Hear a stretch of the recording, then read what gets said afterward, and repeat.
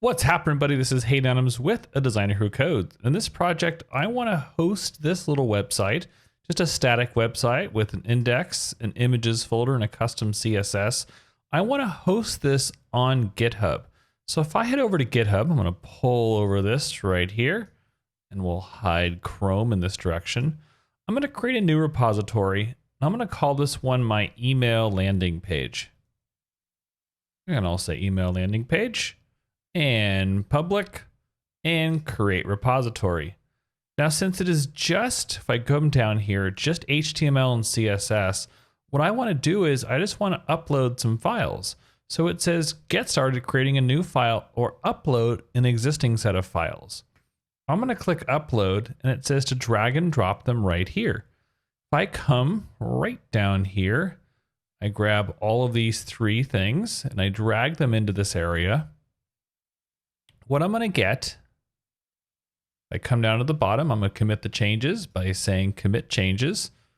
Once it processes it, I have an index file that I can use to then run this website with. So if I come over to settings, I'm going to come down to the bottom of the page, and right towards the very bottom, it says pages. And what I have to do is change from none to choose a branch. Well, since it is main, that's totally fine. And I'm using the root directory. I'm going to say save. And just like that, it might take a few seconds longer to kick into gear. Yep, it takes a few seconds longer. And through the magic of about 2 minutes of waiting, up popped my website. Now, if we come back to this pages, what you'll notice is that the URL by default adds your username first. So mine's hayden5.github.io/ and email landing dash page. So whatever the name of your repo is mixed with your username, it's going to combine that to create the URL string as we see right here. And the great part about this is it automatically enforces HTTPS by default. Super cool. Let's take this one step further. I want to add a custom domain to this page. Since the domain I want to use is hosted on Netlify, I'm going to head over to netlify.com and log in. So I want a designerwhocodes.com. I'm going to find my domain and look for a designerwhocodes.com. And in here, I'm looking to create a new CNAME record. And what I want to do is if I come down to the bottom of the page, I'm going to add a new record. And under the CNAME option, what I'm going to do is I'm going to change this and say email landing page. That's going to be the piece you're going to append before the domain name. In this case, this is email landing page.adesignerwhocodes.com. The value is you're going to put in your username.github.io. So mine's going to be hayden5.github.io.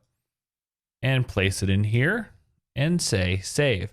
I like to do this part first because I want to give my domain name as much time as possible to kick the DNS into place. So what I do have is email landing page. And I'll just copy this just to make sure I have it correct. So I'll copy this one right here. And if I go back over to my pages, the custom domain is going to be email landing page.adesignerwhocodes.com. If I click on save, your site is published at http://emaillandingpage.adesignerwhocodes.com. Now keep in mind that the TLS certificate does take a little while to provision, so this might take a few minutes. So if we do give this a try, so far so good. Maybe it's still taking a few minutes longer. Yeah, so I'm going to enforce the HTTPS just to make sure that we have it set up properly. And we have the green check mark. Kudos to Netlify for going so fast on this one. Refresh the page one more time. It's going to check. And now I have HTTPS://. So if I click on this one, and yep, it's going to say it's not private only because that SSL certificate has not been set up properly quite yet. So I'm just going to go ahead and visit the site. Yes, I know that it is not secure. I'm cool with that. And there we go. So what I get is email landing page.adesignerwhocodes.com hosted through GitHub. How cool is that?